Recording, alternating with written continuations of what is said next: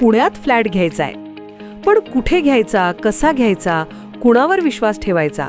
फसवणूक तर होणार नाही ना? योग्य दरात मिळेल की नाही? मोठं कन्फ्युजन आहे. चला तर मग सर्व कन्फ्युजन दूर करण्यासाठी संपर्क साधूयात सारंग अहेर यांच्या रेरा रजिस्टर्ड ड्रीमोरा रियालिटीशी. संपर्क सारंग सुधाकर अहेर, ड्रीमोरा रियालिटी. मोबाईल नंबर 82 83 91 91 आणि 62 62 90 910.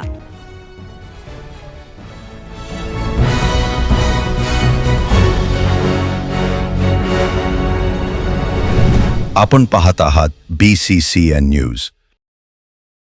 शेतकरी संघटनेच्या पदाधिकाऱ्यांसह शेतकऱ्यांचा बँक व्यवस्थापकाला घेराव. कर्जमाफीची रक्कम आणि बँकेची मुद्दल यात कमालीची तफावत. कर्जमाफीसाठी पात्र असलेल्या शेतकऱ्यांची पहिली यादी प्रसिद्ध करण्यात आली, परंतु प्रत्यक्षात बँकेची मुद्दल रक्कम, कर्जमाफीच्या यादीतील रक्कम आणि KYC केल्यानंतरची रक्कम यामध्ये बुलढाणा जिल्ह्यात मोठ्या प्रमाणात तफावत आढळून येत असल्याने शेतकऱ्यांमध्ये मोठा असंतोष निर्माण झाला आहे. याच पार्श्वभूमीवर क्रांतिकारी शेतकरी संघटनेचे विनायक सरनाईक यांच्यासह शेकडो शेतकऱ्यांनी चिखली तालुक्याच्या शेलसूर येथील स्टेट बँक शाखा व्यवस्थापकांना घेराव घालून जाब विचारला. हा घोळ शासनाने तत्काळ दूर करावा, अन्यथा तीव्र आंदोलनाचा इशारा देण्यात आला आहे.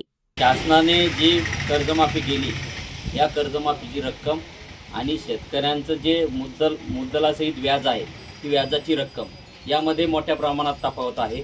शासन एकीकडे सांगतं की आम्ही या संदर्भात हेअरकटचा नियम लागू केलेला आहे, परंतु हेअरकटच्या नियमाच्या माध्यमातून आम्ही आज शेलसूरच्या स्टेट बँकेमध्ये आलो होतो.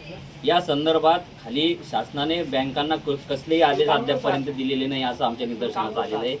या संदर्भात जरा विचारणा करायला गेले तर शेतकऱ्यांच्या आम्ही मागणी केलेली की बा ज्या हेअरकटची रकमेची यादी, जी वरील रक्कम जी आहे शासन जी बँका भरणार आहे त्या याद्या प्रकाशित करा, ही आमची प्रामुख्याने मागणी आहे.